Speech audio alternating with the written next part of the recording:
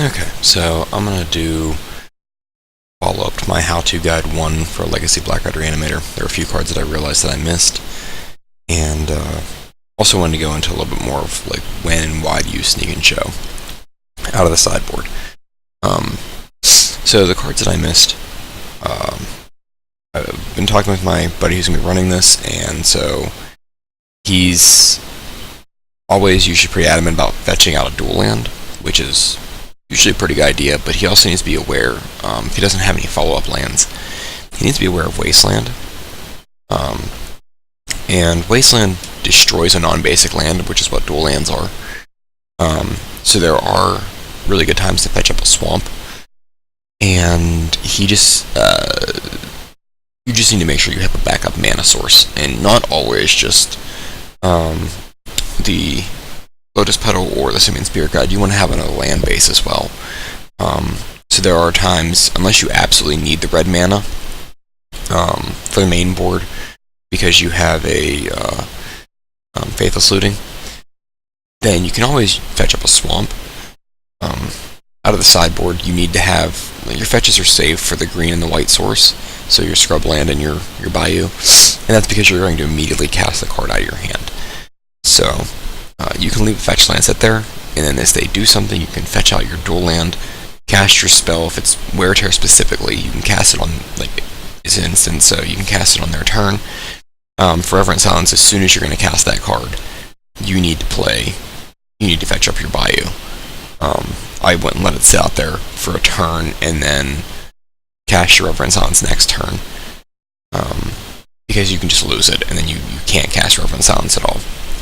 So, the Wasteland is definitely a card you need to play around. You need to understand how that it's in a huge percentage of the deck. I would say probably like 90% of the decks run Wastelands. You're more often going to see 4 of them in a deck list than not. So, just making sure that you have an extra mana source is necessary to fetch out a non-basic land. Otherwise, just go for the swamp, unless you absolutely need the red and you don't have another way to produce it. Okay. So the next one I'm going to talk about is Bojuka Bog. And this card is a land. It enters the battlefield tapped, and when it enters the battlefield, you exile all cards from target player's graveyard. So this is played in a variety of decks. Lands plays one of them. Turbo Depths plays one of them on average. Maverick will often play one of them on average. Usually if it plays Crop Rotation, which I can bring up real fast, it will play a Bojuka Bog. Usually Bojuka Bog is main board. They might run another one sideboard, or they might just run one total. It really depends. So Crop Rotation is a 1 mana green instant. At the time you play it, you sacrifice a land, and you search your library for any land and put it into the battlefield. So you can go get the Bojuka Bog at instant speed, which is extremely relevant when you're trying to reanimate something or animate dead or exhume. They can Crop Rotate in response and go grab a Bojuka Bog. So this is in a much smaller percentage of the decks, but it is something you need to be aware of when you're playing this list, because it can be an absolute blowout for you. So one of the other cards we're going to talk about is Grafdigger's Cage, which I forgot about. I didn't forget about, just didn't put it in the last video. It's a 1 mana artifact. The creatures can't enter the graveyards, or can't enter the battlefield from graveyards or libraries, and players can't cast cards in graveyards or libraries. So this stops your Entomb, I'm sorry, not your Entomb, your Animate Dead, your Exhume, your Reanimates. They just can't enter the battlefield. You can cast your spell, but nothing happens. You also cannot flash back your Faithless Looting while it's in the graveyard with Grafdigger's Cage on the battlefield. This card does see some pretty heavy play. It usually is a 1 or 2 of. It stops cards like Snapcaster Mage, other flashback spells. Definitely sees some more play in Modern because of Collected Company and Court of Calling, where you're tutoring things out of your deck and putting them directly onto the battlefield. So this is a card you need to be able to. This is why we play Wear Tear as well. We have to be able to deal with artifacts. Some lists are starting to run like a 1 of Ancient Grudge, which I can pull up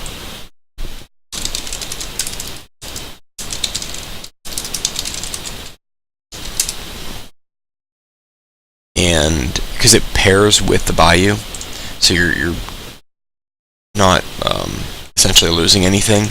But the Wear Tear, there's so many enchantments that are actually issues that having the extra enchantment removal is pretty good. So Ancient Grudge is a 2-mana destroy target artifact. For green, you can flash it back and destroy another artifact. Now, notably, you cannot destroy Grafdigger's Cage with Ancient Grudge if Ancient Grudge has already been cast and it's in your graveyard, because you cannot flash it back. So, there is that concern. Alright, the next card I mentioned is Nighthaul Spellbomb. We mentioned this in the last video. I just wanted to cover up and show what it was. So it's the same thing as Tormod's Crypt, except for that it costs 1. You sacrifice it to exile all cards from target player's library, and then whenever it's put into a graveyard, you can play black, and if you do, draw a card. So, if this is on their battlefield, and you don't have anything in play, and you go to Wear Tear it, right? Because they set it out on turn 1, they're just waiting for you, and you blow it up, they can still play it back and draw a card. Pay a black, good lord. Draw, and then draw a card, no matter what. So, they just won't get to use the ability to remove it. Remove your graveyard from the game. Another card I need to mention is Ensnaring Bridge. This is sometimes played in Burn. This card just says each creature with power greater than the number of cards in your hand cannot attack. So if they have 1 or 2 cards in their hand, you're never going to be able to attack into this. Now, we have the 2 Wear Tears to answer this card, and we do also have the Tidespell Tyrant that we can reanimate, play a spell, and return this back to their hand so that we can attack through. This is seen in a very small percentage of decks. I would say Burn plays this a lot, and like Pox, which is a very, very like tier 3 deck at this point. It's based a lot around discarding and make sure people don't have cards in their hands. So Pox is pretty tough anyway, because they have a lot of creature removal as well. But those types of cards I might play in Ensnaring Bridge. And then the final card, which is more of a one-of in a sideboard, and it was in one of the videos that I showed with the mono-white Helm deck. I do play this in the sideboard, Death and Taxes. Each creature, it's an enchantment for 4 mana. Each creature loses all abilities and is a 1/1 creature. So if Gristlebrand is on the battlefield, he is a 1/1. That's it. He doesn't fly, he doesn't have lifelink, you can't pay life to draw cards off him, he is a 1/1. That goes for every creature. Creatures can still be enchanted, they can still be given equipments to boost themselves up, which is why I played in Death and Taxes, because I do play 4 equipments in that list. So my creatures are usually bigger than theirs, and Uma's always Jit, just destroys the board in that situation. But I have seen in other lists, this can also be, if you do bring in the Show and Tells, this can be, they can put this card into play off a Show and Tell, along with Graucus and other things.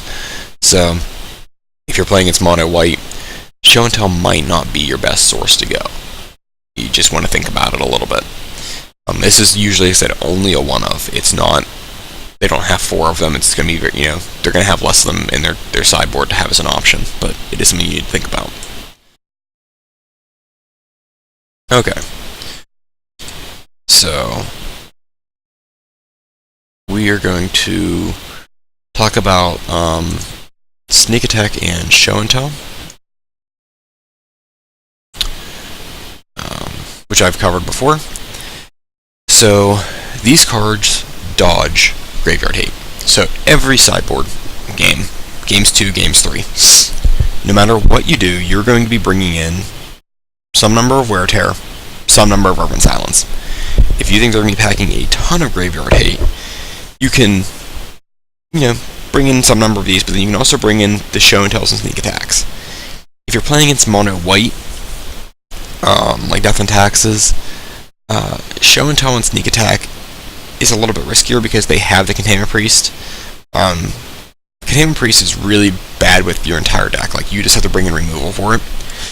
And I'm thinking about maybe putting in a Braid in this list somewhere. I haven't decided where, but a Braid is 2 mana, red instant. I can just bring it up on the screen.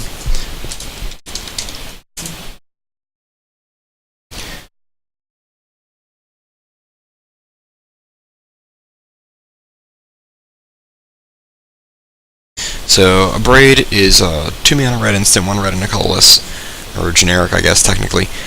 You choose one, it either deals 3 damage to a target creature, or it destroys an artifact. So this actually has some good play, because you can kill a creature at the end of a turn, like a Containment Priest. So I'm thinking about playing this one as a one-of, if I find some room. But Containment Priest is, it blows out all of your reanimation, it blows out your show and tells, it blows out your sneak attacks. It's a problem. The 3 mana Thalia Heretic Cathar.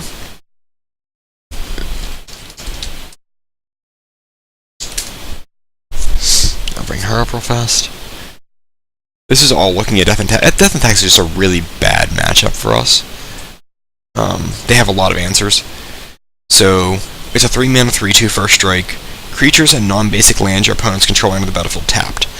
So, everything but your swamp comes into play tapped for land-wise. And if you play Sneak Attack, she single-handedly kills this card. Because you put the creature from your hand into play, it comes into play tapped, which means it can attack, and at the end of the turn you sacrifice it, so you just put it into your graveyard. So you can use it as a very expensive Entomb from your hand. Sort of like a, thought seizing yourself or unmasking yourself. If you don't have one of those cards, you can throw something in your graveyard and then reanimate it. But you can't reanimate until the next turn, so it's a lot worse. But yeah, Thalia is pretty rough to play around with Sneak Attack. She's very strong against it. She still dies to Pyroclasm and Massacre. She would die to a Braid if we played the copy of that. So these are just some of the cards we need to play around. So Sneak Attack and Show and Tell. If you're expecting a lot of graveyard hate, then you can side out some of your reanimation spells. Your Entombs, your Reanimates, your Exhumes, your Animate Deads. Depending on the matchup, Collective Brutality. If they're not, really low to the ground with creatures, they don't have a lot of instants or sorceries in their hand, then you can cut some number of those. But they usually generate enough value for you that you can, do something more with that card. But you can cut those for your Sneak Attack and your Show and Tell to just get around. It gives you a play around graveyard hate, so you don't have to have the graveyard hate removal. You don't have to have that Reverend Silence or that Wear Terror. You can get around that with the Sneak Attack and the Show and Tell. Now, Show and Tell's a little iffy depending on what you're playing against, because, like I said, they can bring in. You don't want to play it against another Reanimator deck, because they're going to do exactly the same thing you are. If you play against something like Storm, yeah, you can absolutely play that card without any issue, because the most they're going to do is put in like a Lion's Eye Diamond. That's the worst case scenario for you. Or a land. And those cards don't affect you, like, you can pretty much go around them. Elves is here or there. You're pretty good on Sneak Attack and Show and Tell going around, which is nice. So you can definitely bring those in. It's just at your discretion. If you feel like there's gonna be a lot of graveyard hate, or you want to kind of switch it up a little bit, I bring it in a lot. Mono White is probably the one where I bring it in the least, because I'm more worried about bringing in 3 removal spells to get rid of the cards that are going to interact with me. But there are times I brought in Sneak Attack, for 2 Sneak Attacks, 2 Show and Tells, 2 Reverend Silences, and 2 Wear Terrors, because I feel they're going to bring in that much graveyard hate, and I know that I can play around it. And you're diluting yourself a lot by bringing in that many cards. Sort of. You're limiting your options for reanimation, but you're expanding your options for getting stuff into your hand for pretty cheap. You still have your Dark Ritual, so you can put out a turn 2 Sneak Attack, even a turn 1 Sneak Attack is a possibility. Usually in those situations, I'm depends on, like, I'm probably cutting, Tidespell Tyrant, or I'm cutting Sire of Insanity, or it's a combination of both of them. So I'm limiting my number of threats as well. So it's really at your discretion as to what you think is going to be the best choice to make, how you want to play the game. If you're expecting a lot of graveyard hate, then you can bring in all of your responses to that. If you're expecting some limited, and you don't want to worry about bringing in the graveyard hate, you can bring in the sneak attack and show and tells if you're not worried about what they have to put into the battlefield. So, Delver is usually pretty good for sneak attack and show and tell. The worst they're going to do is force a will it, and that's fine, because you still have your reanimation. So that's pretty much it. So mostly your discretion. Your graveyard hate's going to come in every game. Every game 2, every game 3, you're going to play some number of graveyard hate, because every deck packs graveyard hate, so you want to remove it, because that's your primary goal, right? If they're playing Deathrite Shamans, you're going to bring in the Pyroclasms. If they're playing Death and Taxes or Mono White, you're going to bring in the Massacres. Or the Massacre. If they're playing Reanimator, you're bringing in the Fairy Macaques. And probably the sneak attacks, maybe the Wear Tears, because you can kill their animate deads. You can reanimate out of their graveyards. You can Exhume is definitely a little bit rougher. You want to make sure you can get in there first. That's kind of where you're sitting at with this deck. Your decision paths may seem complex at first, but once you get playing and you've played other decks, it's very simplistic. You're just you have one plan, and you're just executing that plan as fast as possible. So your plan is to get a big fatty on the board on turn 1, and make sure your opponent can't do anything about it. So, I think I've covered all the cards that I'm typically concerned about when I play this deck, and how to utilize the sideboard a little bit better. Massacre is just for Mono White. Pyroclasm is for anything that runs Death and Taxes if it goes really wide, like Elves. Your Macaques are for other graveyard decks. Sneak Attack and Show and Tell whenever you pretty much feel like it. I would say be hesitant against towards Mono White with those.